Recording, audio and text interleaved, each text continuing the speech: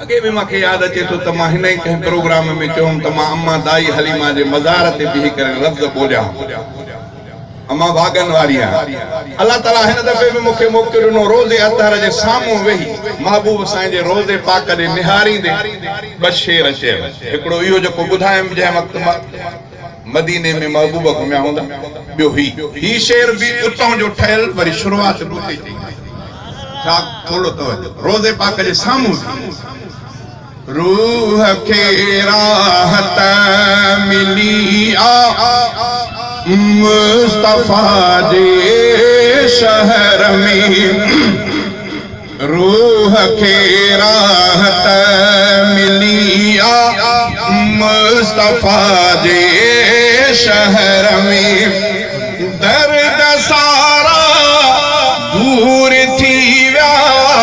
दिल रुबा दे शहर में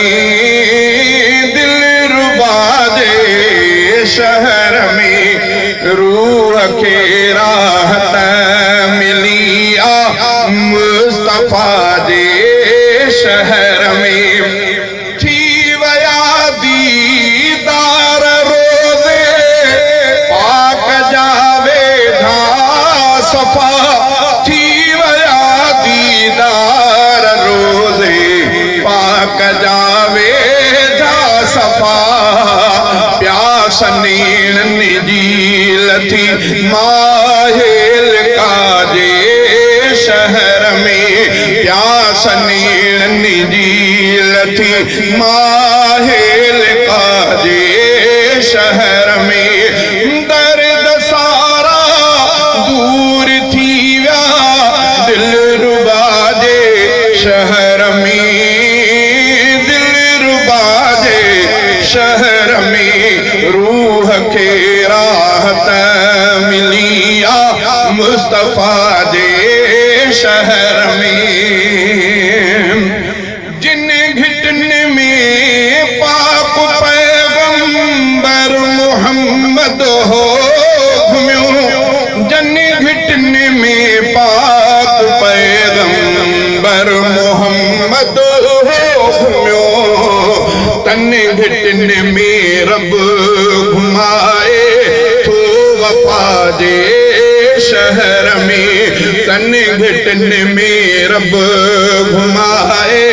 तो वफा दे शहर में दर्द सारा दफा थी व्या दिल रुबा दे शहर में दिल रुबा दे शहर में रूह के राहत मिली मुस्तफा दे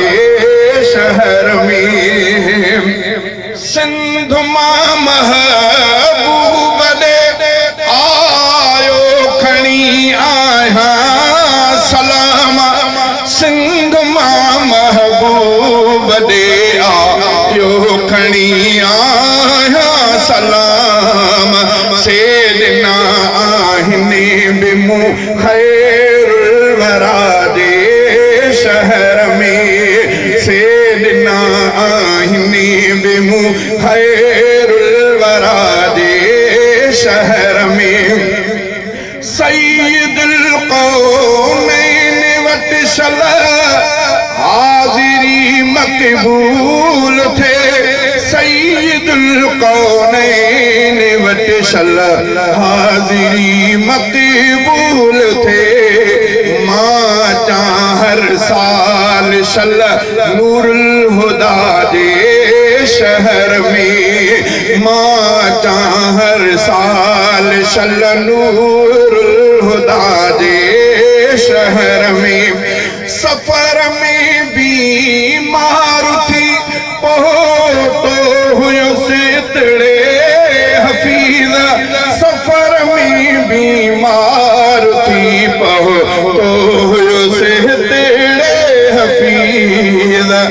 चाक थी आया वयो मां हित शिफा दे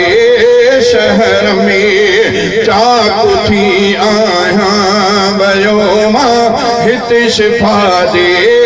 शहर में दर्द सारा दूर थी व्या